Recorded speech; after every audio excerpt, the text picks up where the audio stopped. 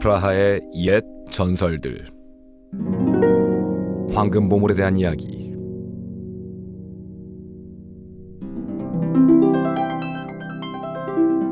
프라하의 유대인 지구에는 마이셸이라는 이름을 가진 유대인 예배당 시나고그가 있습니다.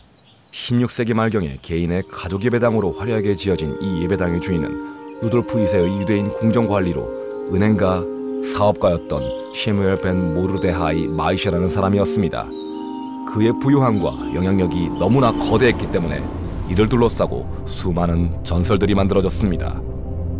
옛날 옛적 프라하 유대인 지구의 시장이 먼 여행을 마치고 프라하로 돌아오고 있었습니다. 행렬이 숲길을 지나던 중 시장의 눈에 뭔가 빛나는 것이 보였습니다.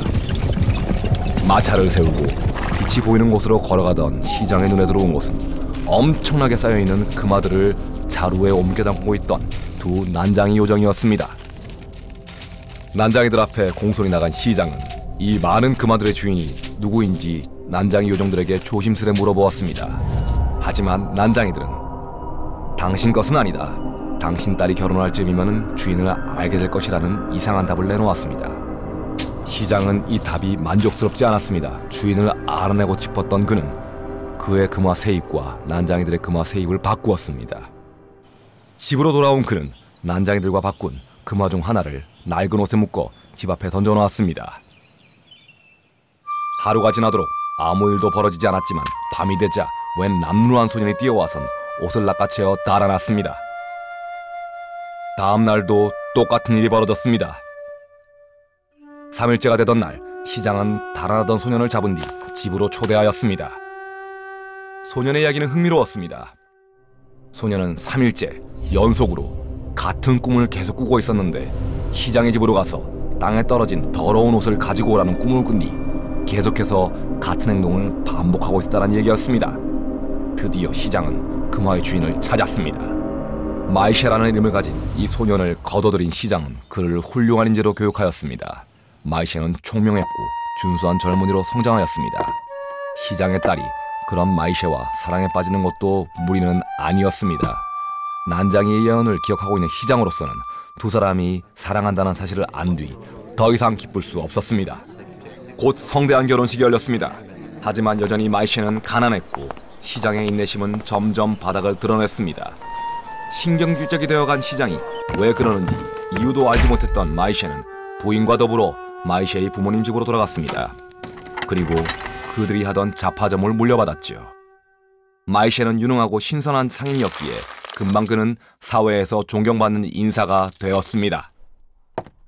하루는 그의 가게에 농기구가 필요했던 농부가 찾아왔습니다.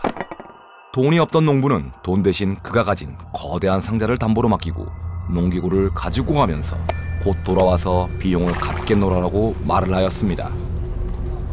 하지만 몇 달이 지나도 농부는 돌아오지 않았습니다. 기다리다 지친 마이셸은 2년이 지난 뒤 드디어 그 상자를 열었습니다. 그 안에 금화가 들어있던 것은 더 말할 필요도 없습니다. 마이셸은 장인이었던 시장에게 모든 이야기를 해주었고 그 이야기를 들은 시장은 마이셸에게 자신의 이야기를 해주었습니다. 금화의 주인이 마이셸이라는 것이 확실해진 것입니다. 마이셸은 이 돈을 현명하게 사용했습니다. 유대인 지구에 많은 예배당을 짓는 것은 물론 열악한 환경도 개선했습니다. 얼마 지나지 않아 그는 시장의 자리에도 오르게 되었습니다. 마이셸에 관한 이야기들은 프라하 유대인 지구에 고스란히 살아있습니다. 만약 여러분들이 프라하로 오신다면 유대인 지구에서 그의 발자취를 따라가십시오.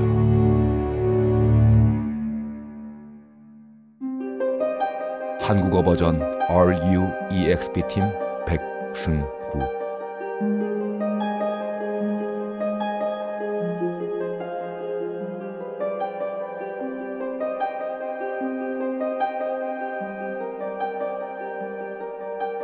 thank you